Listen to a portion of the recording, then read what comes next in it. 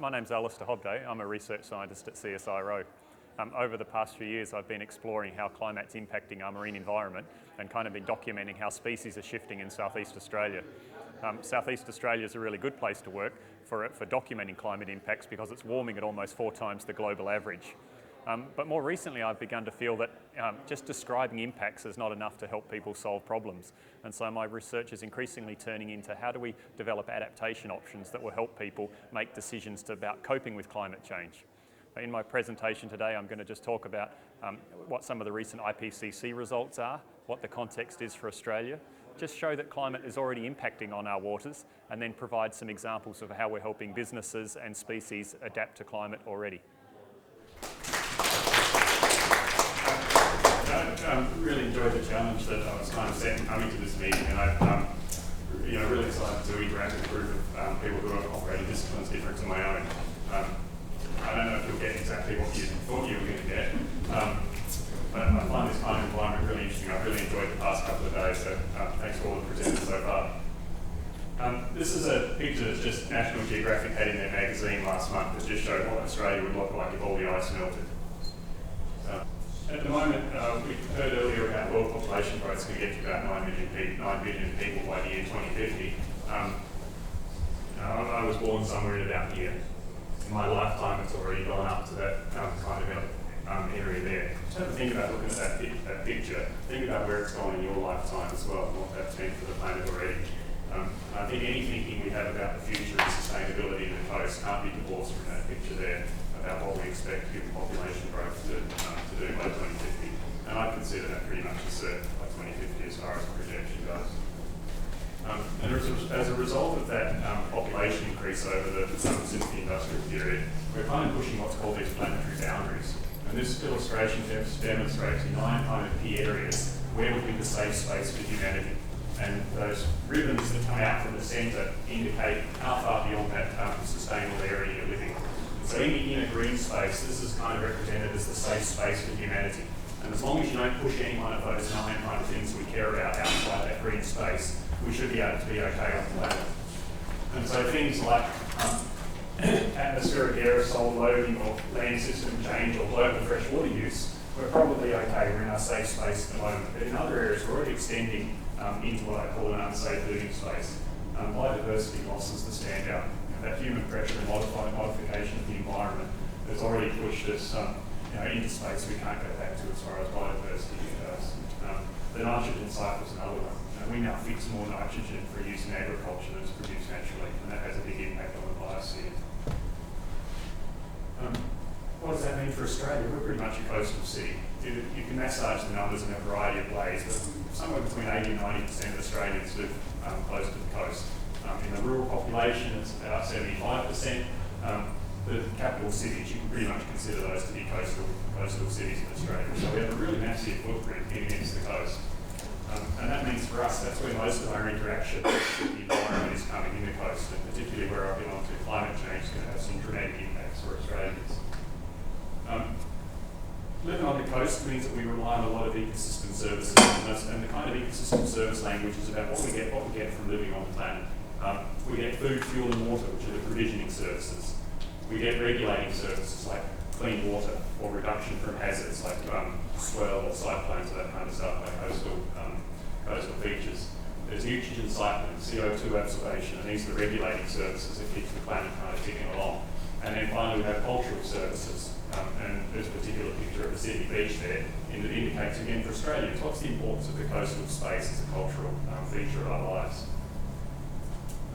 So looking after the coast is really important. We've got a big population that's living next to the coast, and we rely on the coast for these kind of services. And against that background, there's one particular pressure that's pretty pervasive, and that's the increase in CO2 as a result of human activities.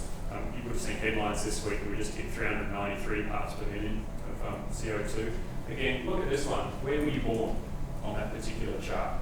Have a look at that and think about what you've seen over your lifetime. A long way before it. So that's my focus perspective. And when in that particular cycle did you become aware of climate change? Think about what that cycle has done since in your own consciousness you're aware of climate change. I think it's a bit of a bummer when you look back at it and think about it that way, about me when I was in grade school or learning about CO2 record. And as a result of that CO2 rise, we're seeing this dramatic increase in temperature. So this illustration shows for the last 1,000 years a reconstructed temperature time series, colloquially called the J-stick or the hockey stick curve. Yes, there were temperature oscillations in the past. The industrial period begins, and then we're sitting right at that here at the moment. So we're already warmer than it's been over the past 1,000 years. And then those are projections where we expect the temperature to be in future. This is a figure from the 45BCC assessment report. And often people have looked at that figure and said, you scientists don't know what's going to happen in the future, very uncertain. And that's because when you look at this end of the graph by 2100, it's either going to be 1.8 degrees warmer than it is now, or if I could reach the top, 5.8. That seems like a really uncertain future. So how can we make any decisions about that? But if you read this graph differently, in fact we have great certainty. Every single projection says it's going to be at least 2 degrees hotter. There's actually no uncertainty. Everyone agrees with that. 50% of them think it's going to be at least 4 degrees hotter, 50% of the models. It's only up at the high end that there's uncertainty. So where we're uncertain is will it get to 5.8 this century? Down at these other projection ends, it's actually really a kind of a sure thing again. That carbon dioxide is already in the atmosphere. We're committed to that amount of warming. And so then in the report that's just been released, we've heard evidence like this over the last month or so that says that every decade for the past 4 has been warmer than the one before. That's illustrated in this bottom plot showing how the last 4 decades have continued to rise in average temperature. And then some skeptics look at this particular graph and say, oh no, because it's at that very top part of the pair, it's flattened off a little bit over the past 6 or 8 years. Climate change is over. We're pretty much, we've seen a slowdown. But if you look back at that temperature record since 1850, in fact, there are a whole bunch of periods of time there where climate didn't accelerate at the same rate. And it's very naive to think that, in fact, you'll have continuous warming. We don't expect that at all. And this was kind of, I thought, made very clear back when Steve Fielding was a senator, and he kind of raised this for the first time and said, last year wasn't hotter than this year, therefore climate change is over. There was a really neat paper that was published at the time that showed in the historical record, you can pick any number of intervals where you can't see a trend over a 10-year period. And it's really naive to think that climate will have a signal you can pick up in that 10-year period, or that it's going to be continuously warming.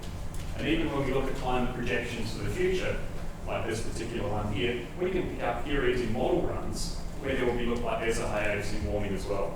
So it's a very expected feature. And it seemed like at that time that argument was able to be won. Now again it's coming back again. I feel like it's just the same arguments again. Where were you listening only 3 or 4 years ago? So in particular then on the ocean, what is the impact of that warming temperature and that increase in CO2 in the atmosphere? And as a result of the human activities, there's a kind of a warming pathway. You make the atmosphere hotter, that transfers heat to the ocean, currents change, freshwater runoff varies, nutrient inputs change and so on. And the climate skeptics can have a go at this one. They say, oh yes, but that's just natural variation. We've always seen this kind of variation, it's just a natural cycle. But the ocean provides a smoking gun of what's happening with regard to climate change, and that's because CO2 dissolving in the ocean is a direct link.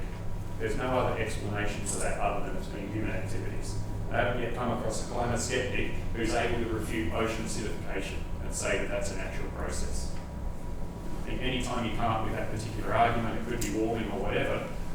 Warming could be natural. The ocean acidification side of it is a slam dunk. There is no argument against how it happened. Every climate skeptic accepts the CO2 curve. They just say it doesn't have any impact. Well, it does have an impact in terms of that physics of the chemical reaction of the stuff dissolving in the ocean. And then the projections for that increased pH change, it's hard one to say, an increase in pH change is actually going to get lower pH. Here we are, we've dropped about 0.2 units over the past 100 years or so, and the projections, depending on which particular scenario you believe, are about another 0.3 or so drop in pH units. Again, the pH unit doesn't have a very consumer-friendly scale to it. That's about a 30 to 100% drop again in pH. So these are big changes because it's on a log scale. And again, by 2100, it looks like pH will drop to around 7.8 because where your money would be on. And so, colleagues in the audience will be doing experiments now to test what will be the response of animals to those particular levels. It may lead to some scary and some optimistic outcomes. The other climate skeptic one that I get sometimes is that when I show a picture like this is the rate of warming over the past 50 years. Colours that are blue are where it's actually got colder over that period of time, and places in red where it's got warmer. If you happen to live in a place where it's getting a little bit colder, your regional experience is climate change is not happening to them. And it's a real bummer that on the east coast of the US, they're in a bit of a cooling area. So everyone living up that eastern seaboard can say, oh, my grandmother can remember when it was hotter than it is now, because they're in an ocean area that's not warming particularly rapidly. Over the whole global ocean it's warming, but that's not true everywhere. And in fact, we expect it not to be warming everywhere under climate change. In the case of Southeast Australia, you remember in summer over South Australia, we have a big high pressure system. Adelaide gets 40 degree days in a row for 10 or 15 days. That very hot air over southern Australia causes winds to blow in from the ocean. When you get winds blowing over the ocean, they bring cool water to the surface. So as a result of making the air hotter over Central Australia, we're going to get colder water next to this coastline here. And that's going to be completely consistent with climate change. The other thing you can see by looking at this map is there are areas that are actually going to warm much hotter than other parts of it. And Southeast Australia is what we refer to as a climate change hotspot. It's warming much faster in the southeast than it is for the global ocean. And so we've done some work which demonstrates there are about 24 or so of these sites around the world where climate is warming faster than average. And we're trying to set up a network of collaborators in each one of these areas to compare what's happening in your place, what lessons are you learning quickly that we could quickly follow here. And the lessons that we learn in these particular spots hopefully can be exported to the other places that are warming a little less rapidly. That picture for Southeast Australia is going to continue to see rapid warming, and this is just an example from a group of models that show by the year 2050 in summer in the top and in winter in the middle, what kind of warming we expect to see above the 1990 conditions. And it's around this 2 to 2.5 degrees warmer. We're going to be living through a period of very rapid change on the east coast of Australia, and it's getting so warm because the East Australian current flows south. It's bringing tropical warm water further south, and it's also getting hotter at the same time. On the west coast, we expect to see a bit of the same feature, but it's not as strong a current. So that's why we have this, again, a hotspot on the west coast of southern Australia as well. What's happened around Australia in particular then is in those two hotspot regions, this is where we get this figure of climate change as being warming the ocean about 3 to 4 times faster than the global average. Again, about 2.3 degrees over 100 years compared to the global average rate of warming for the ocean.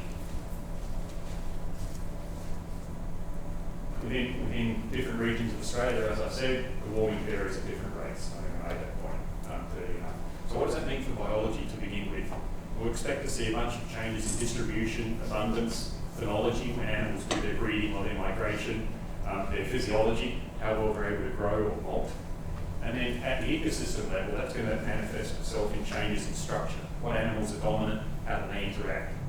And as a result of that, humans who rely on the ocean are going to see changes in how well they're able to do their activity, where they do it, and the time of year that they're able to do it. And we're only just starting to understand what those impacts are on humans, because biophysical scientists have kind of driven some of the physical and biological understanding. We haven't yet partnered with the social scientists and economists to really get our head around that part of the spectrum. So this Southeast Australia hotspot, we're actually seeing massive change there. And if it was a terrestrial environment, you'd all know about it. But everyone looks out on the ocean and it's hard to pick. 14 out of 29 intertidal species have moved south over the past 50 years. That was the project we did, resurveying the Bennett and Pope work that was discussed at the museum with the book launch last night. That was one of her original surveys. We went back and redid that survey and showed 50% of the animals that moved further south. Kelp forests have been denuded by a sea urchin that's moving further south. 45 coastal fish species. We've got about 160 fish species in the coast of southern Victoria and Tasmania, so 45 of those have already shown a response. That's a really dramatic movement of fauna. Seaweeds, it's 85% further south. This change is already happening. So when people say, oh, climate change is coming, what are we going to do for the future? It's here. People are living this now. Hobart this year had 4 records of box jellyfish. That's going to be a massive shake-up for the whole eastern seaboard if box jellyfish become more prevalent. Now, there's some argument about whether they can survive beyond the barrier reefs. I think it's a bit of a scare campaign at the moment, like crocodiles are coming south as well. But the fact remains that we will get isolated examples of these things showing up, and they will interact with people's preference for using the coast or their fear or otherwise of swimming. So here's another way of looking at it. The Southeast Australia food web, it's a complicated beast. We have little things at the bottom and they get eaten by big things at the top. And each one of those circles shows where we've already demonstrated the change. The whole system is reshaping itself now. And the way that it's not a circle is because people don't care enough about those things to look at. In fauna, who digs up mud anymore? You know, the detritivores, crustaceans, worms, that kind of stuff over here. Small invertebrate feeders and omnivores. The things that are not circular because we haven't looked yet. I think a really neat one at the top is sharks. We don't have any idea about what's happening to sharks, so I think that's kind of a sexy one that's waiting for some good stuff. And much of this information is summarised in these marine report cards that are a collaboration of about 70 or 90 marine scientists from around Australia that write that summary. So that's available on the internet as a kind of like a mini IPCC report. That if you're doing teaching or research, I hope you'll look at that resource.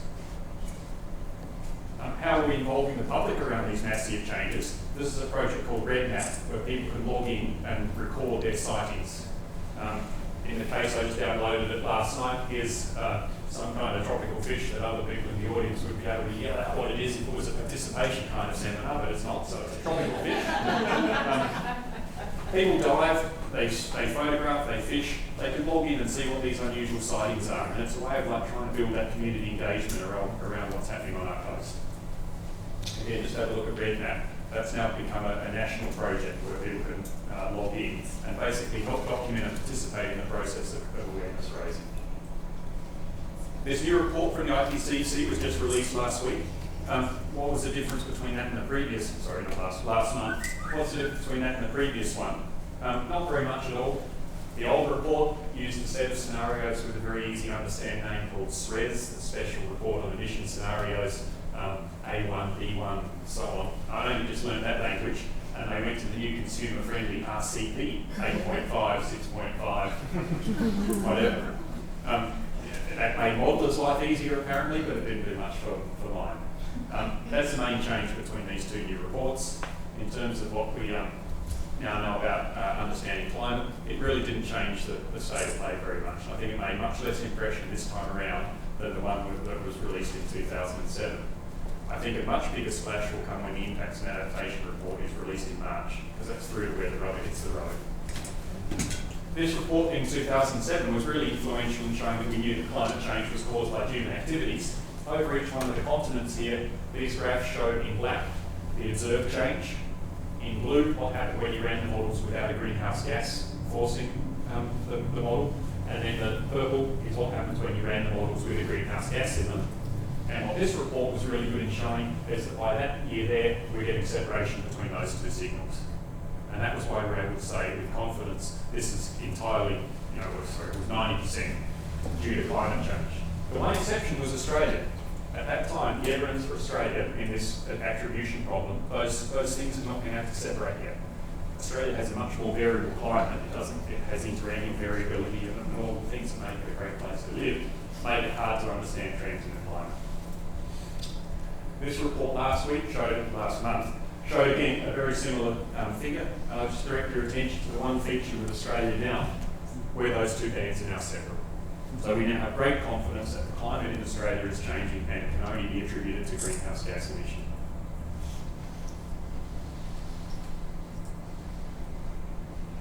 The other difference between these two reports that were put out, these RCPs, representative concentration pathways, had a group of scenarios about what would happen if we continued to put CO2 in the atmosphere and what would happen if we got our act together. And that allows policies to explore how we think the climate would evolve if we actually did something about it. At the moment, we're still trending on this particular trajectory. What's that going to do for things like mean sea level? The projections here again are with if you believe in the tooth fairy, you can look at this particular band here. If you've given up on that one, I think you have to start looking at this upper band at the moment. And And that suggests that by the end of the century, we'll see sea level rise somewhere about half a metre or so for the Australian coastline. Most of these plots, though, only tend to look out to 2100. And unfortunately, this is the bit where we all move a little bit. If you keep looking out, say, 1,000 years into the future, these are the projections of a range of variables out for 1,000 years. This is the one that says if we get CO2 under control sometime in the next 100 years and drop CO2 back very low, we'll be lucky. Temperature will stabilise after another 300 years. CO2 in the atmosphere will stabilise. So you've stopped running water into the bath, but you haven't taken the plug out. Bath's still full. This one here is sea level rise. And that when you heat up water, it takes a while to equilibrate. And that when it equilibrates, it's going to expand and ice is going to continue to melt. So that sea level rise is basically, we're committed to a fair bit of sea level rise in the order of metres to tens of metres over that kind of 1,000-year time period. And the reason, one way of showing that is at the moment, if you take the average temperature on the planet on this axis here, and that average height of sea level on the y-axis, we sit at the moment in those crosshairs. When the Earth was very cold, during the last glacial maximum, temperature for the planet was about 10 degrees, and a lot of ice and sea level dropped. If you take some of these very hot periods, 3 million years ago or 40 million years ago, when the temperature of the planet was warmer, so was sea level higher. By 2100, we're saying it's going to be about 1 metre higher sea level and about 3 to 4 degrees hotter. That leaves us still sitting on this thing here. That's not on that line yet. So the planet will catch up, and that sea level and heat will eventually kind of equilibrate, and we'll see that sea level rise, I think, fall on that kind of line there. So that suggests, again, somewhere in about this 10 to 30 kind of metres of sea level rise by the time the whole system gets settled.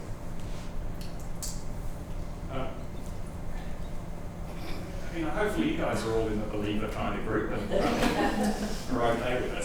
The thing that frustrates me is we live in a generation now that knows more about the future than anybody else ever has. Absolutely know more than any generation.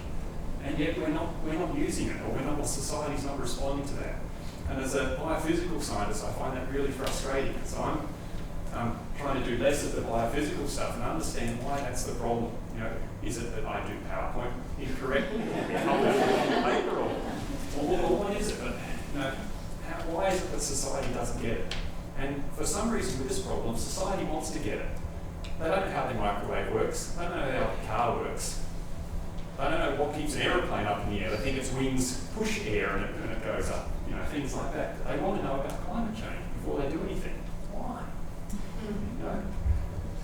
It's a problem that somehow people have decided they're not going to act unless they understand exactly why, but it's not the standard they apply to the rest of their lives. They get on with it. Anyway, there are some evidence for impacts, and impacts, unfortunately, are an opportunity for change. These ones here show that a number of disasters, not all of them directly attributable to climate change, but just as the bushfires debate over the last couple of weeks showed, there is some opportunity to have a conversation around it. And in particular, things like floods and droughts are particularly related to a speed up in the hydrological cycle. If the earth gets hotter, it evaporates more water, you have heavier rainfall events. That's again just a natural. So these disasters are an opportunity to try to say to people, come on, it's happening now, what are you doing about it? So with this idea then, we've got climate change messing things up and increased disaster risk. That's making our communities vulnerable. And so part of my work now about moving from the biophysical side is to try and help communities respond, because we're committed to a change. I can argue all I like for mitigation. We're committed to 30 to 50 years, a pretty clear pathway here. And so working on how we can help people with that, I think is a really important step to take. Another problem in Australia too, though, we're trying to help people, is that we have a drought in Australia, and the media gets out and it says, oh, how have you survived that? Are you feeling okay about it? And then the farmer says, I'll be back here next year in exactly the same spot doing the same thing again. We applaud that. We think, yeah, good on you. Where was the person who said, you're right, I've had drought relief for 9 of the last 12 years in this location. Maybe it's a bad idea, I'll sell it up and go somewhere else. Why don't we celebrate that? Who was the smart actor? So the way our culture supports that, I think, is a little bit problematic. And fishes are no different. They've always adapted in the past. We cope with change all the time. And I think coping with change is fine as long as your system operates within some boundary. And there have been shocks in the past, and then it's come back to within some coping range. But what climate change is doing is giving you a trend on that space here. We're getting outside our coping range. So what we can do to help people with that is try and increase that coping range, and that's called adaptation. If we widen that space there, hopefully people can carry on and do business with minor changes. And so that's where I'm working on now in the adaptation space. The other thing about we've always adapted to change in the past, no you haven't. There was a marine heat wave in Western Australia in 2011. It raised temperatures in this part of Western Australia by 5 degrees above average. We saw whale sharks and manta rays and tiger sharks off Albion. Coral bleaching down here had never been seen before. It completely decimated an abalone fishery. I mean, it killed off all of the abalone. That fishery is closed now. If you fishers think that that's a coping strategy, I'm just going to do nothing for 5 to 10 years. That's a pretty poor coping strategy. The adaptation approach, though, is they're taking juvenile abalone back up to this location and trying to reseed them. That's a little bit like the farmer saying, I'll be back there next year planting my crop in the drought-stricken landscape. Tropical cyclones, again, like bushfires, how strong is the climate link? Not strong for any individual event, but the prediction is these will become more intense in time. And so a tropical cyclone in Queensland in 2011 closed down a couple of barramundi farms. It shut down a coral trout fishery for 6 months. 3 of 8 fishing operators in that region actually went out of business and have left.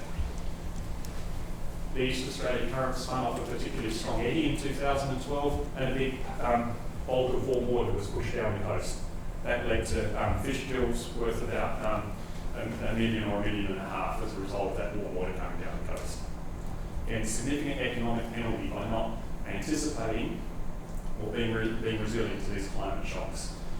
We're not coping, we are going outside the historical range. So where does that leave operators on the coast? Okay, the future's going to be different. You might have had 40 years of experience, but your experience is going to become less valuable in the future. We're going to see novel combinations of things. You're not going to have seen, a very wet, hot winter. You've seen hot summers and you've seen wet winters, but you haven't seen the two things together. What does that mean then? You need to be prepared to make decisions that are generally okay, even if you don't know the exact outcome. And that means entering more of a risk-based approach to managing your coastal business or your fishing operation or your tourism operation. Make a decision on the best available information at the time. What are the implications for some of the biodiversity aspects? Australia's just announced this great marine protected area network, 236 odd reserves, 236 zones in reserves, 60 odd reserves around the coast. Does this give us any protection against climate change? I've done some work that says at the moment, for example, if you said this is sea surface temperature inside that space that we've protected, and this is frequency on this axis here, at the moment this reserve has temperatures between 22 and 28 degrees. If there's only a little bit of change, it will shift its temperature distribution to be about 60% similar. If there's a lot of change, it will only have 14% similar, and that's because the water's warming and moving out of that region. If the water's warming, it's taking those animals with it. And if I do that, there's very little representation to the future. So the punchline is 50% of the areas will be less than 15% similar to what they are now by 2060. Only the ones that will be at least 50% of the same is only 25 out of 236 areas. So the system is not, at the moment, going to protect in the way that we think it will. So we need to think more about how you do networks of protected areas rather than individual locations. And I think there's a fair bit of conservation thinking now about how would we then manage our reserve network, given that things are going to be dispersing through them. It's not all bad. There are some opportunities that come out of climate change. In particular, Southeast Australia is seeing more tropical tuna. They're seeing things like yellowtail kingfish, skipjack, dolphin fish, and that's a really attractive thing to some operators.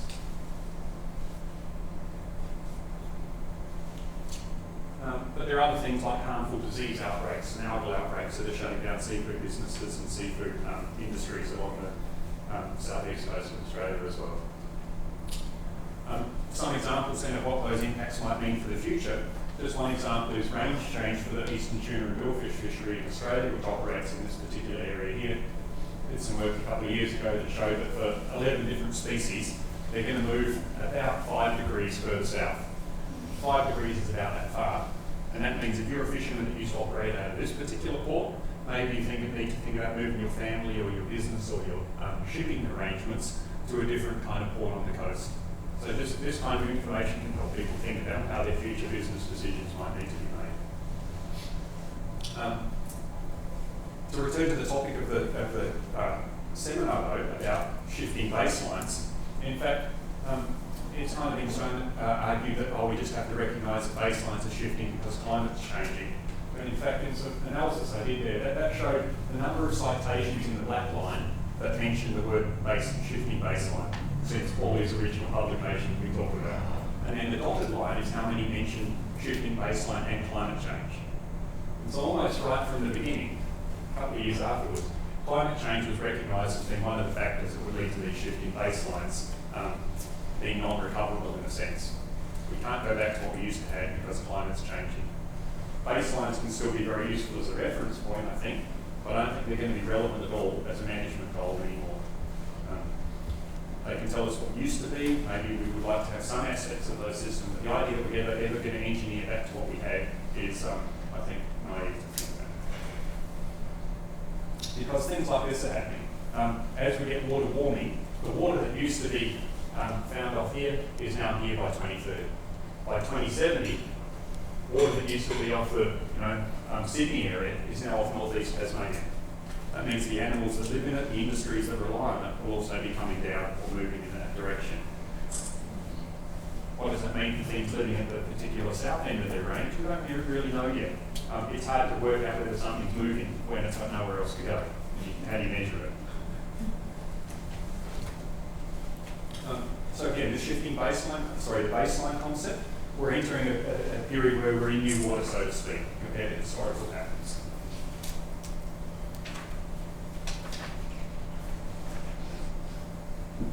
So I hit this message a couple of slides earlier with saying, what are we going to do about it? Mitigation is what we all have to keep arguing for. We don't want the system to get totally out of whack, but mitigation is usually a global action. This is where Australia gets a little bit tied up with saying, but we only are 1% of the emissions, we can't do anything. Well, if there was 100 other countries with only 1%, wouldn't that argument fall over? But that's where we've got to have global action to reduce greenhouse gas emissions. It doesn't have to mean going back and living in a cave. It just means producing your energy in a way that doesn't result in the same greenhouse gas emissions. I think that's a great technological challenge. Keep Australia's standard of living and all of those other things high, but produce your energy in a different way. Adaptation, though, Australia can do a lot more in. It's usually local in scale, and it can address these challenges of what you do to coping. And when we work with industries and businesses, we're trying to give them flexibility. And the earlier you put in place your adaptation strategy, the more flexibility you've got. Except if you're biodiversity. At the moment, I think that's a real bummer. And this just shows the possible warming in temperature that we can get here against what was called the burning embers plot. And this showed for 7 or 8 different sectors, it's turning it sideways in there, water security, energy security, and so on. Biodiversity is the one second from the end. It shows at what temperature things will start to go pear-shaped for that system. In Australia, with 2 degrees of warming, things are going to go pear-shaped for biodiversity, and that's the first one to get hit. Food security for Australia is not likely to get hit. We're a rich country, we'll buy it from somewhere else, we'll grow it somewhere else, we've got a whole bunch of climate zones. Australians don't have to be worried, in a sense, until it's 4 or 5 degrees hotter before our food security, I think, goes pear-shaped. Water security, if you're living in Adelaide, might come a little bit earlier. So fresh water might be an issue earlier in some parts. Energy won't matter, infrastructure is pretty much built to withstand the climate changes we'll see. But biodiversity is going to be in trouble first. And so what adaptation's got to do is, while we pray and do other more active things than that, we want mitigation to really be effective. And we want mitigation to keep us on one of these low trajectories. And then the only adaptation we have to do is make up a little bit of the gap. Help things move 100 kilometres, help businesses cope with an extra degree of warming and so on. That's a pretty doable challenge. your method of mitigation is less effective, we will have a much bigger adaptation space to fill, and that will be particularly challenging. And if your mitigation is pear-shaped, you might even end up with an adaptation gap. We simply can't save some systems, or some species, or some lifestyles. At the moment, we don't know where those gaps lie, so we might be spending money poorly or trying to save things where we'd be better off giving up. And those decisions will take a great deal of courage to do, and fortunately, they'll be in the domain of the social scientists and the people who go out and work with communities. What are you going to be prepared to give up in that case? And I don't think we're having that conversation yet at all in Australia or much internationally. Scenarios are very helpful in communicating to people what they might be confronted with. And this is a paper by Otto Goldberg 5 years ago now that just showed different states of the reef. If the CO2 level was 375, said we're already at 393. If it was 450 to 500, if it's greater than 500. And this is the slippery slope to slime model. Being able to construct those kind of images are really powerful. For me, the best ones I remember were the ones where the glacier was photographed 50 years ago and then the glacier today, and you can just see that dramatic difference. We need more imagery like that for the ocean and for our coasts. And I think that the presentations that show where coastlines used to be and where they are now, or storm tides and things like that, are really powerful images. And I think the biophysical science has got to get better at using those when we communicate with people. This is showing what your world might look like. So vulnerability then is about helping people understand what they might do differently. And you're vulnerable to climate change because you're exposed to it. It's getting hot where you live, or what you're as an animal, it's getting too hot. You're sensitive because you don't like it when it's hot. And that gives you a potential impact. At the moment, too many decisions are made on that basis because it doesn't consider this adaptive capacity. How much evolution could compensate, how much your own business skills might compensate, how much flexibility you might have. And as a result, you end up with an ecological vulnerability because of those things. A metaphor for me is there are rocks falling from the roof at the moment, therefore I'm exposed to rocks hitting me on the head. I could put on a helmet and that would decrease my sensitivity. I could step to the side and the rock would fall on the ground. That was my adaptive capacity.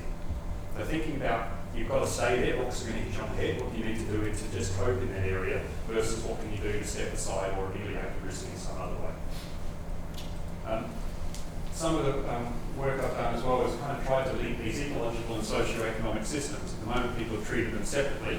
There's something that happens in the biology, and then there's something that happens in the human system. But for the many marine industries and coastal businesses, they're actually linked. And so the exposure to the humans, the fishers, the aquaculture businesses, whatever, comes because their system is vulnerable. That's the only species they catch. And they've got no ability to do another job or move somewhere else. And so that's how we end up with the socio-economic vulnerability by putting those two subsystems together. And that actually is, this model helps explain why people are vulnerable. It's also a model that's really powerful in helping people understand what they can do. And it can help them understand what they can do, because if the thing that you catch or farm or grow is exposed, you might be able to move to a different location. If it's sensitive, you might be able to protect it for some part of its life cycle. There are levers you can pull around adaptive capacity. If you're, and affect the ecological vulnerability, you have levers at that point about resource dependency. If I only farm one animal, maybe I should try farming 2 or 3. If I only catch one species, catch 2 or 3. If I only do whale watching tours and the whales aren't coming, maybe I should also do a dive business. Try and decrease your actual sensitivity on one particular thing. And then your adaptive capacity as a human is related to your connection to the internet, how many friends you have, whether or not you went to high school or university, whether you travelled, all kinds of stuff that relate to your ability to cope with change. From the biophysical end, we don't understand those very well. But again, I think partnerships like this Centre's trying to set up could use that kind of model to bring together the biologists and physical scientists with the socio-economic side of things.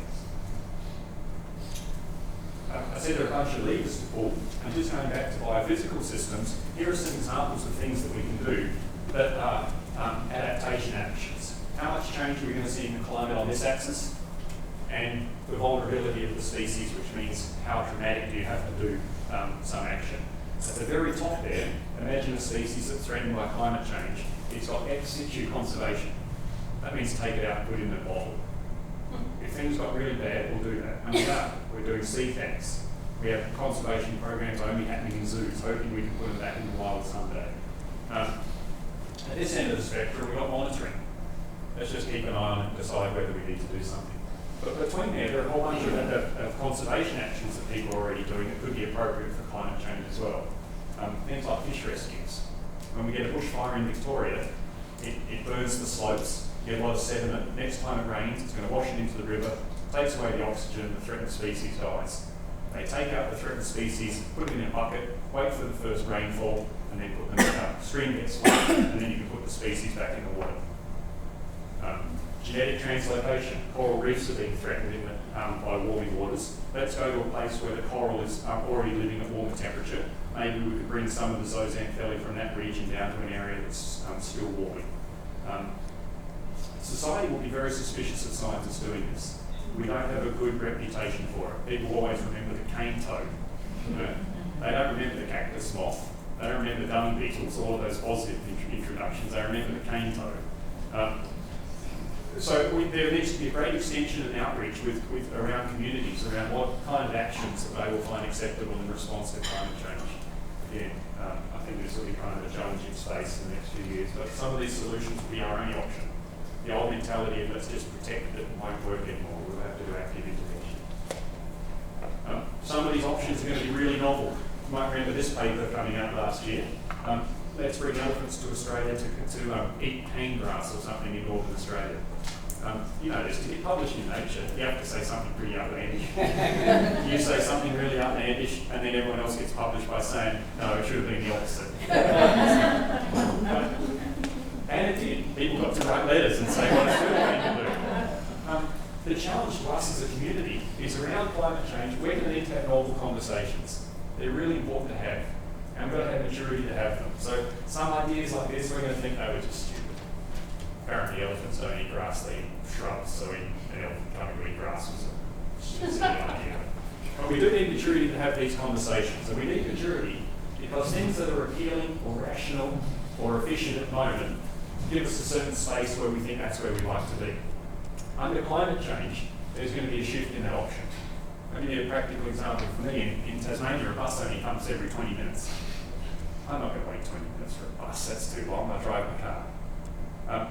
In another 10 years, that's going to be socially a really poor judgment to have made, and all of a sudden it's going to become quite practical for me to wait 20 minutes for a bus. That's going to become an appealing and a rational option to do, just because attitudes will change.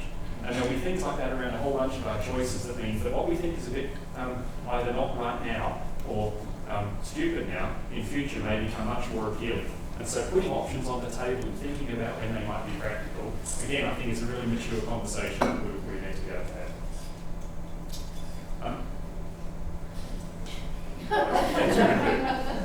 These are all kind of dogs. You can have a dog for any environment. What do we do then for cows? We have a cow for all seasons. We're pretty soon we'll have a cow for all climates. So we're going to modify our agricultural systems to cope with climate change. What are we doing in the ocean in our coastal spaces at the moment? The one on the top left is an Atlantic salmon from Norway. The one in the middle is an Atlantic salmon from Tasmania. The one on the right is an Atlantic salmon from Chile. You can't tell the difference between them. We've done no, preparation of our food production environment for these different types of species yet. So we've got a lot of space at the moment in terms of preparing how we're going to grow our food, particularly in the ocean, by selective breeding. I think this is a pretty rich area, and that's how we're going to end up making 60 million more tonnes of food for the growing population by increasing aquaculture, selecting animals for particular environments, and not relying on one fish for a fits all. So how are we going to make decisions then in the future? I said risk-based management is going to be really important. Adaptive management, I think, is the best way of doing risk-based management at the moment. Adaptive management doesn't mean suck it and see. It means let's try this, monitor it really closely. If it works, we'll continue down that path. If it doesn't work, we'll know why it failed, and we'll do something else. So adaptive management then means being really strategic about what you do and monitoring the result. We will inform our decisions by modelling scenarios. That's the only way to know the future at the moment, is by running a whole bunch of options. If they all kind of look the same, you might have a bit of confidence that that might be an option for the future. We can evaluate those scenarios with a strategy called management strategy evaluation. Again, we've got to support this kind of decision making by monitoring, getting the feedback, and then developing a new kind of phrase, which is an adaptation pathway. Just have a Google on adaptation pathway if it interests you, but I think it's a language we're going to hear more and more about, and we'll need it for cities, we'll need it for rural communities, we'll need it for species. It's how are we going to set out what the future might look like, and how do we negotiate through an unknown space. I'll just give one example then of how we're doing risk-based management with one coastal industry, and that's with aquaculture businesses. And it really came about because a lot of businesses said, yeah, we look at the weather forecasting to make business decisions, and we make those on the 7 to 10 day time scale period. We make decisions about what we're going to do in our business on that scale. But you guys are coming along, and you're telling us stuff about decades to centuries. We're only making those decisions once in our career, and we don't have enough information to make those yet. So my kind of science group was supplying information to Australia about what's going to happen in decades' time, and they're not ready for it. They don't know how do we use that info yet. And in the middle is a timescale of weeks to months that you get out with seasonal forecasting. And there are a whole bunch of decisions that are made on that period of time at the moment that we can't really supply information on. So businesses do what they've always done about that time of year. But if we could get in there and help with the making decisions on this time scale, you and I make these decisions hundreds of times a year. We're very good at using the weather forecast to decide what we're going to wear tomorrow. Will I take an umbrella? Will I drive my car? We make those decisions a lot and we're good at it. We're lousy at these ones. Where am I going to buy a house? Do I get a good deal? That kind of stuff, because we don't do it enough. People who buy lots of houses get better at it. Somewhere in the middle, businesses and people living on the coast need to be able to practice making environmentally based decisions dozens of times to get better at it. And seasonal forecasting is that space. So we work with an industry, blah, blah, blah. We did some seasonal forecasting. Trust me, we can do it now. We use a model produced by the Bureau of Meteorology that gives information on weather, climate, ocean conditions up to 9 months into the future. We're doing it for 5 different kind of coastal industries in Australia at the moment, ranging from oil fisheries through to aquaculture. And we provide them information on what those upcoming conditions are going to be 3 to 5 months ahead of time. They're now starting to make business decisions on that 3 to 5 month time scale. And I think that's a pathway to longer planning and longer thinking. For example, with salmon, they're growing towards their upper thermal limit in summer. They really want to know if it's going to be a hot summer, because then they can do stuff to reduce their vulnerability. They can get fresh water ready to treat disease, which comes when it gets warmer. They can change the diet mix the animals are going to get. They need to get that diet ordered about 3 to 4 months ahead of time. They can change their stocking rates. They can build more pens, spread the animals out, blah, blah, blah, because they're faster, faster, and faster. So there are things they can do if we can give them information about the future. Again, it's that stepping stone to getting better at future decision making. In prawns, they want to hit the Christmas market or the Easter market. If they put their animals into late and it's a cold year, they don't grow fast enough, they don't make any money. If they put them in too early, they're just throwing in feed and they're losing money because the animals are not growing fast enough anyway. So we want to give them information that would let them actually decide when to do that planting, just like we do for agriculture. We deliver stuff on websites that then the industry can use. There's one for prawns. And so what it's showing through those 5 case studies at the moment is that if you can give information on this seasonal timescale, we're helping to make businesses more profitable right now. And profitable businesses are ones that are going to be more adaptive on the coast. So it's this kind of win-win. We'll help them get better at making decisions, they get more profitable, they start thinking about that longer time horizon, and they're actually getting confidence in the science as it happens. Nobody trusts a forecast for 100 years from now. They just don't have any experience to judge it. But they can get practice at judging how good it was every 3 months, because they can live through that very quickly. And so these actual site-specific reports are actually being a really good vehicle for engaging around climate without having to tell people that they're doing climate change responses. Bluefin tuna, we just started that this year with forecasting the temperature of Great Australian Bight. When they try and catch tuna, they leave Port Lincoln, they steam out here looking for tuna. If it's a very hot year, the fish have all moved past and it's hard to catch them. If it's going to be a hot year, you better get your skates on, get out there now to fill your quota. If it's going to be a cold year, you can wait until the fish come to you. So again, by getting in there and finding out what their business needs are, we can supply environmental information. I already talked about the actual learning and comparing these approaches now between different regions is going to be really important. And then just the last other couple of approaches is we've got approaches of getting into individual businesses which are targeted, and then there are these more general community or regional approaches that again we're not very good at yet. Enhancing resilience, ecosystem-based adaptation. Australia's actually really lousy at those things. These are things that we do in developing world countries. We come in with our NGO and we help them recover or plant some mangroves or do something like that. Why? Australia doesn't want to do it in its backyard. I don't know why we don't do it very well. We don't have very good boundary organisations in Australia. There's a department for everything. There's a minister for everything. Each of them controls their own bit of space, and that makes making integrated decisions very difficult. But again, this problem about why aren't people listening is because there are boundary organisations. Is because there aren't boundary organisations.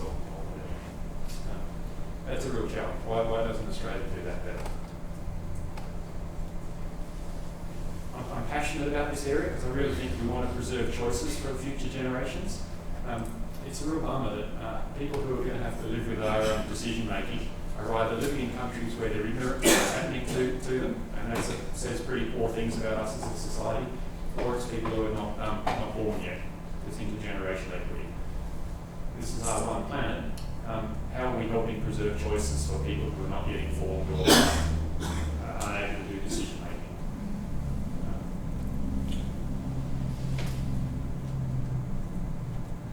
What do you think about when you look at that picture?